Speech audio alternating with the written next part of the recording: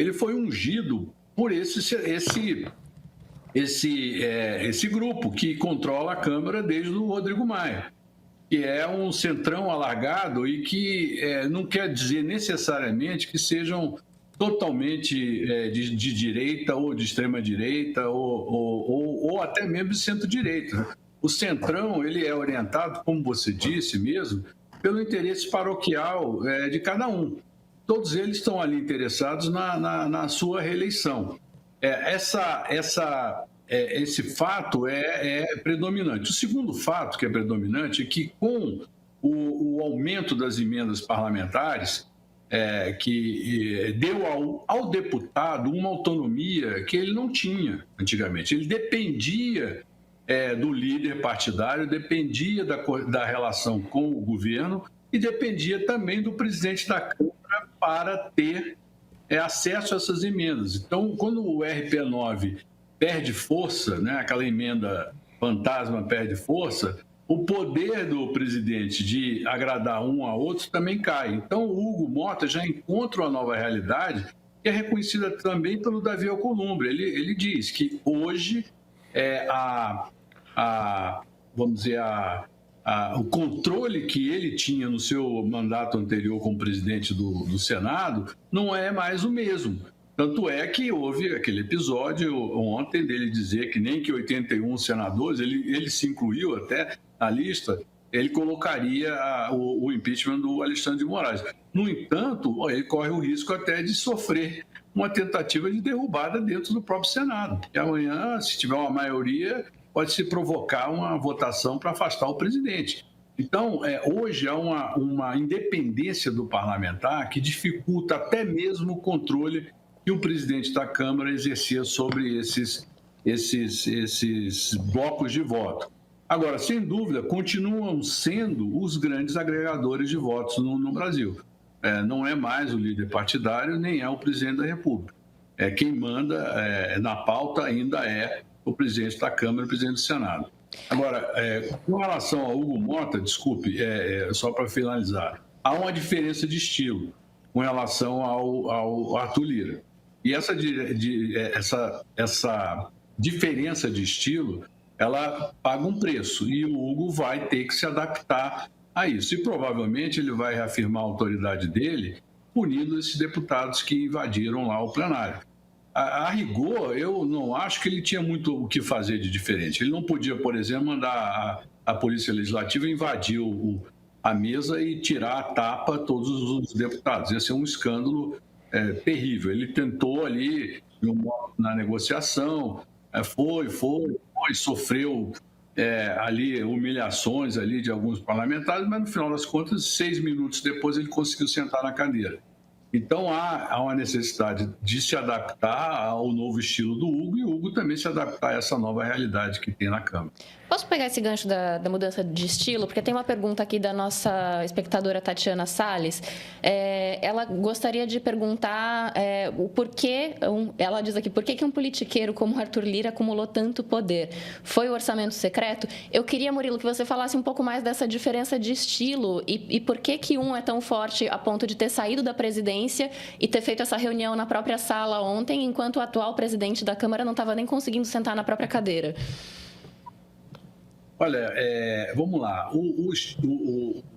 A questão do poder de um político depende muito da sua capacidade de articulação.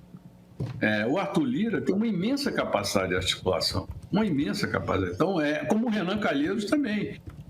Curiosamente, os dois são de Alagoas. Então, você vê que nenhum político do Sul-Sudeste tem tamanha capacidade de articulação. Eles vêm de estados pequenos, eleitoralmente irrelevantes, né? Mas que, pela capacidade de articulação e de inserção dentro do universo parlamentar, eles conseguem ter muito sucesso. O fato de serem politiqueiros ou não, todo mundo é politiqueiro, tá? Só que uns são mais elegantes que os outros. Outros dizem as coisas que nós gostamos e outros dizem coisas que nós não gostamos. Mas, para ser político, tem que ser politiqueiro. Não existe uma política elegante que trace um caminho luminoso para o poder. A política exige muita articulação, muita muita integração, muita paciência, muita dissimulação, muita demagogia, muitas promessas não cumpridas. Então, aí a gente nivela o político. E tem outro ponto interessante: não é voto que faz o político dentro do Congresso. O Pedro sabe disso. Políticos chegam com milhares de votos, 500 mil votos, 400 mil votos, transitam na irrelevância porque não sabem se articular ou não tem um tipo de coalizão específica. Então, isso distingue políticos como o Davi Alcolumbre também, que é do Amapá, e por um golpe de sorte virou presidente e, através da sua capacidade, se consolidou como grande liderança dentro do Senado. Então, a gente não pode julgar pelo mérito, o nosso mérito em relação ao político. A gente tem que olhar tecnicamente como ele se desempenha no palco da política. Agora, Murilo, me diz uma coisa, o que você acha que está acontecendo? O que é essa rebelião? Porque a ideia de que é uma rebelião para conseguir a anistia do Bolsonaro, de novo, a base bolsonarista por sangue, não é tão grande assim na Câmara dos Deputados. Pode ter uma quantidade muito grande de deputados que querem poder dizer que são candidatos do Bolsonaro, isso e aquilo, tá, mas isso tem muito mais a ver com as peculiaridades das suas bases, e para a turma do Centrão do Nordeste isso raramente é o caso, do que qualquer outra coisa. Não são pessoas que realmente tão preocupadas assim com anistia de general, com anistia do Bolsonaro e tudo mais. Isso é a pauta de um grupo pequeno. No entanto, houve essa rebelião, e essa rebelião, obviamente, foi difícil de dirimir, foi difícil de desmontar. O que você acha que está acontecendo ali? É a tensão entre Supremo e Congresso e ainda é talvez um resquício de lava-jato, de uma coisa de parlamentares tentando se blindar mais? O que você acha que está acontecendo? Olha, 2013 tem um papel fundamental nessa história toda, que foi, vamos dizer, a radicalização da narrativa política. E 2013, que começou ali com um tema, abarcou outros temas tantos, e até de início a nossa grande mídia aí tratou como uma espécie de primavera árabe, e que se transformou em violência, em quebra-quebra, ataques a bancos, ataques a jornalistas, cerco a emissoras de televisão, enfim, toda uma questão onde o establishment politicamente correto perde o controle daquele episódio, e aquilo marca o início de uma sequência de fatos que vão acirrando a política brasileira.